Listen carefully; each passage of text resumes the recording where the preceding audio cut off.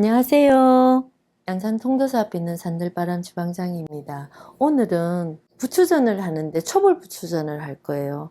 부추가 처음으로 싹이 터오르는 아시부추라고 그러잖아요. 연하기 때문에 다들 겉절이기로 많이 먹고 있는데 샐러드나 무침으로 생걸로 먹는 방법을 제가 두 가지 올려드렸거든요. 근데 이거를 부추전으로 살짝 해 먹으면은 좀 입맛이 굉장히 돌아요. 강화가루를 약간 넣어갖고 하시면은 하루 지나도 맛있어요. 다시마를 살짝 한 몇 시간 울려놓으면 이렇게 물이 편하거든요. 맹물로 하는 것보다 이런 물로 하면은 훨씬 감미가 돌아요. 2개 정도 하면 물을 양을 많이 안 잡아도 돼요. 부추 자체가 연하기 때문에 그렇게 많이 수분이 요하지 않거든요. 여기다가 강화가루를 물에다가 녹이셔야 돼요. 이렇게.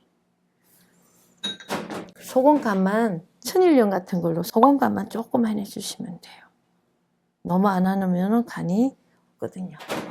그래서 이렇게 저어주세요. 녹아야 되니까 골고루. 밀가루에다 바로 강화가루를 넣어버리면 뭉쳐버리니까 물에다 먼저 해식을 시켜주세요. 슈퍼에 가면은 우리나라 밀 나오는 거 있잖아요. 그걸로 하시면 훨씬 담백한 게 맛있어요. 부침개 할 때는.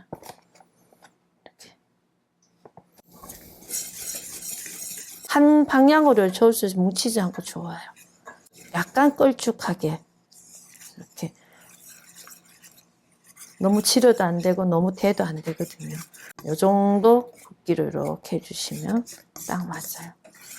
강화가루를 약간만 더 넣을게요. 큰 마트 같은 데 가면 강화가루 다 조그만 병으로 나오거든요. 부추전이나 이렇게 사용하시면 어떤 효과가 있는가 하면은 하루 지나도 맛있어요. 근데 이 강화를 좀 넣어 놓으면은 하루 훨씬 지나도 향도 좋고 몸에도 좋으니까 이렇게 요 정도 이렇게 밝기를 요 정도로 해주시고 밀가루를 그냥 얹지 마시고요. 여기다 부추를 넣고 무치세요.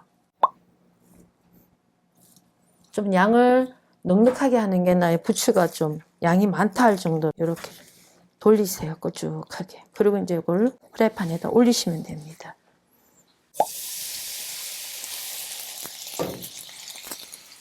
기름은 미리 좀 부으셔갖고 오일하고 식용유 반반 섞으시면 좋아요. 부침개는 식용유를 완전히 배제시키면은 맛이 덜해요. 약간 섞어 쓰시면 좋고 들기름은 사용 안 하시는 게 낫습니다. 가끔 계속 들기름을 하면 어떨까 하는데 그러면 부추 맛이 덜 나요. 이렇게.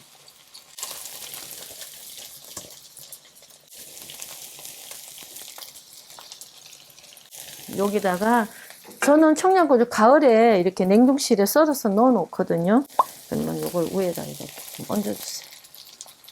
청양고추 안 넣어도 괜찮은데 식구들 중에 매콤한 맛을 좋아하는 게 여기 좀 넣거든요.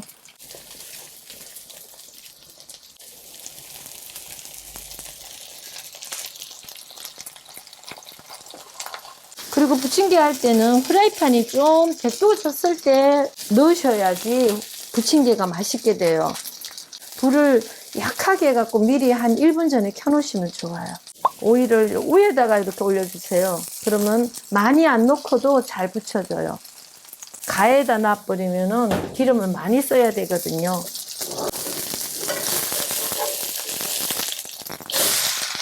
이렇게 이쁘죠? 색깔도 이쁘고 맛도 좋아요. 너무 바짝 익히시지 않으셔도 돼요. 너무 익어버리면 부침개를 먹을 때 끈적끈적한데 이렇게 살짝 익히시면은 부침개가 씹히는 맛이 아삭하고 좋거든요. 이렇게 다 된 것 같아요. 이렇게 밑을 살짝 보시면 밀가루를 많이 묻히지 않았기 때문에 빨리 익어요. 이렇게 됐죠. 그러면 여기다가 다 됐어요. 이렇게 해놓으면 뭐 집안 식구들 한 4명, 3명 있으면 한 2개 정도면 이렇게 부치시면은 한 끼 먹을 수 있거든요. 지금은 약이거든요. 이런 봄에 먹는 거 모든 새순이 올라오는 건 다 약이라고 저는 평을 하거든요. 마트 같은 데 가면 강화가루 요 작은 병에 팔아요. 그거 하나 해서 밀가루 섞어서 하시면은 쫀득거리면서 맛있어요. 넣은 거와 안 넣은 거와 차이가 엄청나게 다르거든요. 느낌이 다르거든요. 그렇게 한번 넣어보시면은 자꾸 쓰게 되실 거예요. 부침개 그러면 따뜻할 때만 맛있다고 생각하는데 강화가루만 조금 첨가하시면 식어도 맛있으니까 간단하게 이렇게 해서 한번 드셔보세요. 네, 감사합니다.